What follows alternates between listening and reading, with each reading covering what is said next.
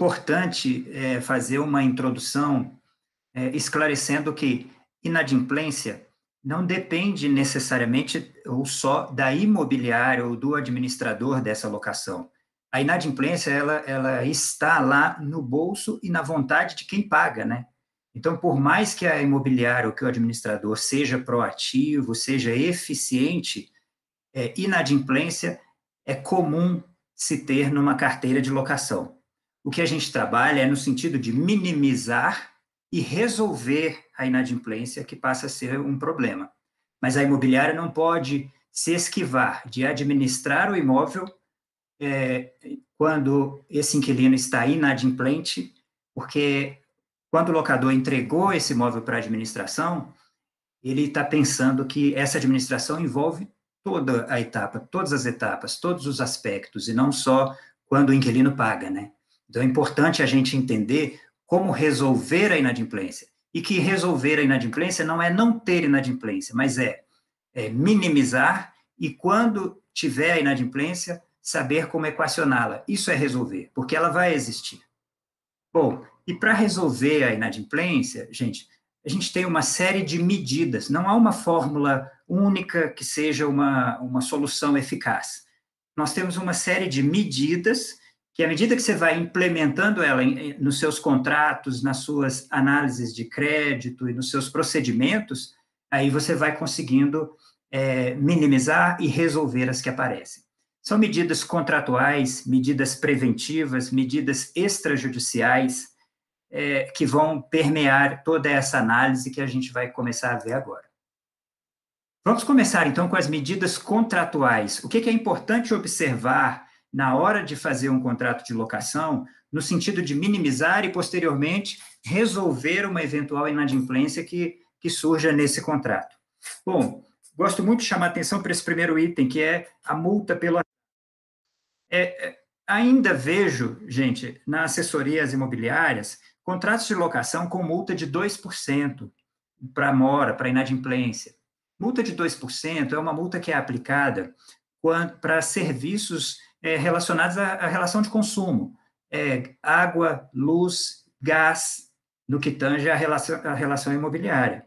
Agora, o aluguel, a multa é de, no mínimo, 10%. A multa pode ser o valor que você quiser estabelecer, no máximo 20%, porque a partir de 20% passa a ser considerado abusivo. Então, você pode pôr 2%, você pode pôr 5%, você pode pôr 10%, mas entenda que quando você põe uma multa baixa, você está corroborando para a inadimplência, porque você está facilitando para que a pessoa, para que o inquilino, no momento de dificuldade, que ele vá analisar quem ele vai pagar, ele veja que o custo de ficar inadimplente com você é mais baixo do que com outros. E aí ele prefira não pagar o aluguel. Então, é importante que a sua multa no contrato ela seja significativa. Ainda que você, no meio do caminho, ou para esse ou para aquele inquilino, resolva não cobrá-la integralmente. Você tem, numa carteira de aluguel, você tem inquilinos de todo perfil. Então, aquele inquilino, por exemplo, que paga recorrente no vencimento, que é um bom pagador, você pode até não aplicar a sua multa integral ou nem aplicar a multa numa eventual inadimplência. Mas para aquele caso de devedor profissional, para aquele caso de que você tem realmente que ter medidas no sentido de coibir a inadimplência, a multa é importante que ela seja de no mínimo 10%, e aí eu recomendo no máximo 20%. 20% não é uma prática, mas pode ser, gente. Multa de 20% é aceita pelo judiciário, não é considerada abusiva, ok? Muito embora seja pouco praticado no mercado imobiliário.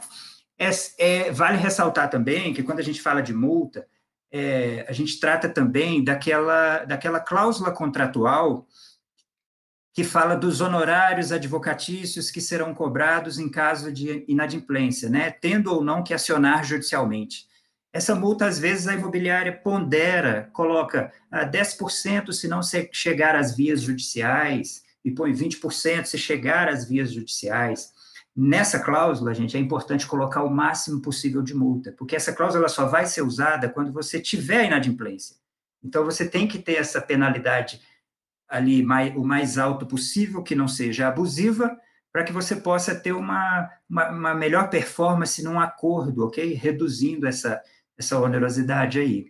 E aí os honorários advocatícios, eles podem ser estipulados pelas partes em 20%. Não precisa majorar, não precisa escalonar 10% se não tiver ação judicial e tiver, ou sobre o valor da causa ou sobre o valor do débito, pode pôr sobre o valor da causa se tiver que judicializar e sobre o valor do débito se não tiver que judicializar, mais 20%.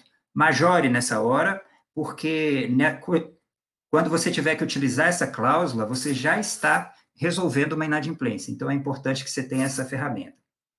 Existe uma multa também no contrato que é pouco observada e que aqui é muito importante, que é a multa de ressarcimento do locador.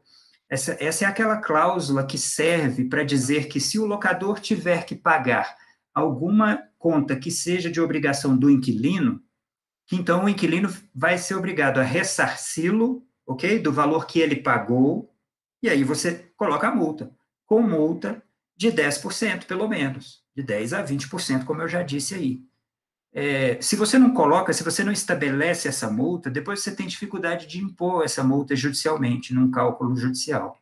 É importante que tenha essa cláusula lá, porque quando o inquilino fica inadimplente com condomínio e IPTU, normalmente o locador acaba tendo que pagar o condomínio para não ser executado, né?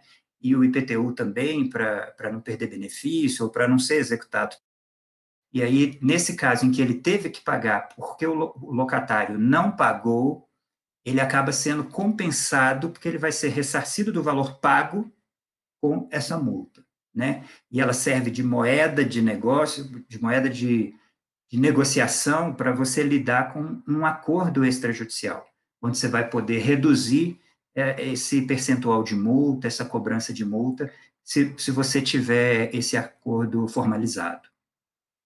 O desconto de pontualidade é uma outra medida contratual, gente, que funciona muito bem para minimizar a inadimplência.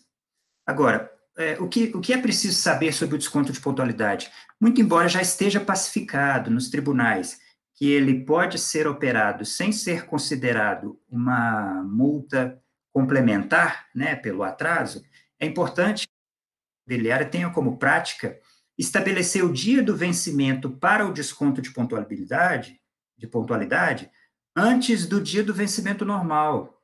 Porque, perceba, a pontualidade é uma obrigação contratual. Ninguém teria desconto para pagar no dia que combinou pagar. E é daí que vem é aí que está da interpretação de que o desconto de pontualidade é uma onerosidade, um acréscimo na multa. E é isso que a gente tem que evitar, para evitar depois um questionamento judicial a respeito desse desconto de pontualidade.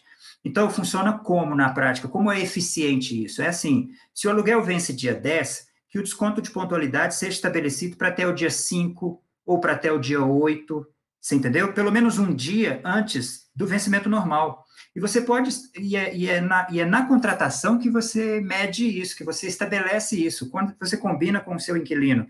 Quando você pergunta a ele qual vai ser a data do vencimento dos aluguéis, então, se você estabelece com ele dia 10, então automaticamente você coloca, olha, então eu vou pôr o dia 10 para o desconto de pontualidade, vou pôr o dia 12 para o vencimento normal, porque vai ficar mais fácil para você pagar com o desconto de pontualidade.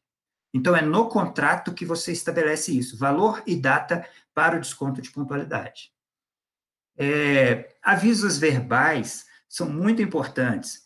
Eu vejo uma passividade ou uma flexibilização tamanha por parte do administrador de imóvel, quando ele percebe a inadimplência, no sentido de deixar, simplesmente esperar que o inquilino pague nos próximos dias.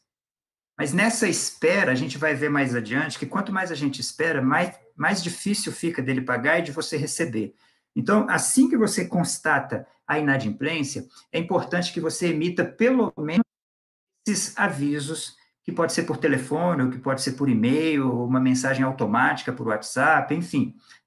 Com 5 dias, você avisa os fiadores, e com 25 dias você aciona judicialmente. Isso serve como uma válvula na forma do locatário, do devedor, pensar em que ele continua reanalisando se é vantagem ou não ele se tornar inadimplente nesse aluguel.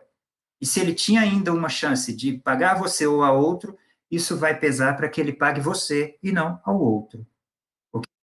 É uma concorrência realmente, gente. Quando a gente está no dia do vencimento com alguém que tem uma obrigação pecuniária, uma obrigação em dinheiro, e ele não tem o dinheiro todo para pagar todas as contas daquele dia, passa a ser uma concorrência ali, ele passa a escolher quem ele vai pagar.